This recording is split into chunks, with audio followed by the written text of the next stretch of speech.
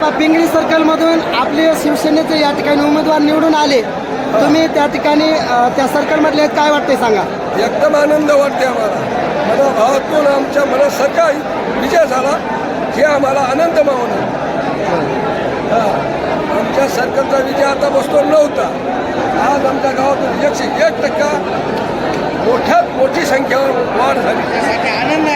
जिल्हा परिषदचे अध्यक्षपद एसी राखीवला सुटले आणि परभणी जिल्ह्यातली एकमेव अशी जागा होती पिंगळीची की त्या पिंगळी सर्कलकडे सगळ्या जिल्ह्याचं लक्ष होतं. आता जिल्हा परिषद अध्यक्ष शिवसेनेचा होईल असं तुम्हाला वाटतंय का? वाटतंय आम्हाला 101% वाटतं. काय वाटतंय? शिवसेनेचा अध्यक्ष व्हावा. ओके.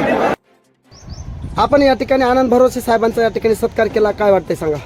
खूप चांगलं वाटते. आम्ही भरोसे साहेबांचे समर्थक आहे. मी ज्ञानेश्वर शिंदे, सरपंच मांगणगाव.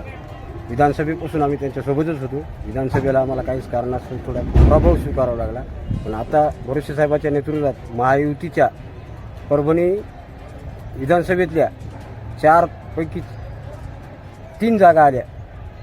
खूप छान वाटते.